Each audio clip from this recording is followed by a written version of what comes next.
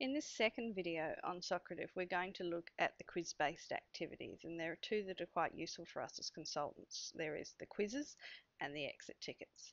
We'll start with the exit tickets. They require very little preparation. So I'm going to select an exit ticket to start for my students, and now go over to my student page, and you can see this exit ticket task is started for them. So to begin, they're asking you to enter your name.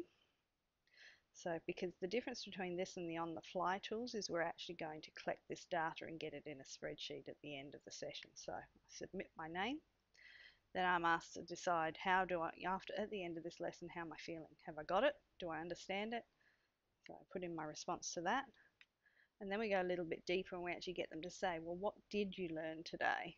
And they would put in some responses. I'm just putting in some letters so we can keep moving forward. And then we go submit. And then there's a chance to customize. Please solve the problem on the board. So you can use this in a number of ways.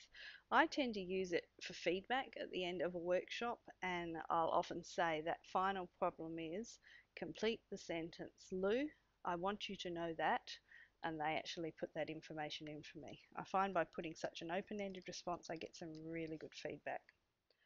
So once they're done, we would hit finish exit ticket. And once again, students are ready for the next activity. If we go back to the teacher view, we can see there is one student in the room and one student has completed the exit ticket.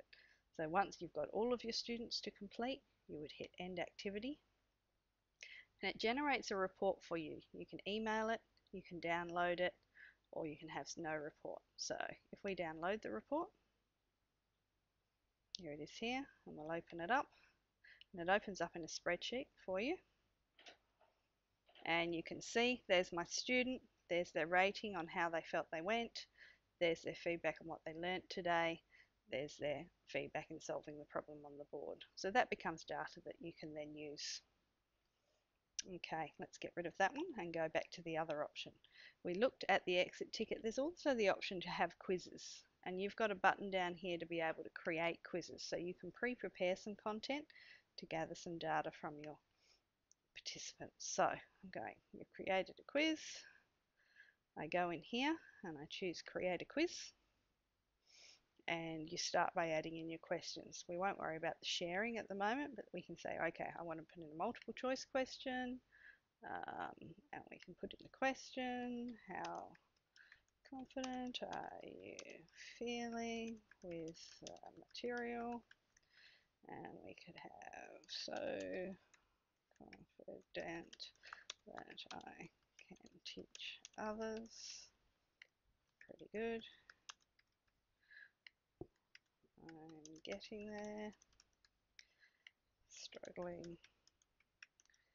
And totally lost. And then once we've got that question, we can keep adding them in. So the next time we might add in a short answer. How will you use this tool in your work? Okay. And then once we've got all the questions, and you keep adding multiple choice questions or short answer questions until you're finished, we hit save. And we need to give it a name. So Lou's Socrative quiz.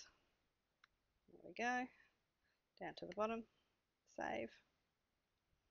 Created a quiz, and I can share it. I'm not worried about sharing it with other people at the moment. So now I've got a quiz, and what I can do is go back to the main screen up the top here, and I can start a quiz. So I click start a quiz, and it says which quiz do you want to use, and I've got a whole heap of choices there. I'm going to choose my new one, my Socrative quiz, and I'm going to let the students work at their own pace. I could choose to set the pace where I move the questions on automatically after a set period of time. Let's go with the student-based quiz. It's running. Let's go to the student view, and now you can see, put in your name. There we go, submit. Here's the first question. How am I feeling? Feeling pretty good with the material. I'm going to click on that one. Okay, and then next question. How will I use this tool in my work? So I'll pop some data in. and then I go finish quick quiz. You'll see down here it's also got let another student take the quiz. This is useful if you are sharing devices between participants, because normally the tool is designed that you can only do the quiz once per computer to stop the kids redoing it. But if people are sharing the tool, you can use that bottom button. But we're going to go finish quick quiz. Going to go back. We can see one student in the room, and there is one completed quiz. So while the quiz is running, I can go and have a look at live results and see what comes up, and it will generate that for me. It's taking a while. Here we go. So I can see she's worked through, she's done all three, and I can see that the correct answers, one so far. When I'm done, I can end the activity, and again I can download or email a report to see the data.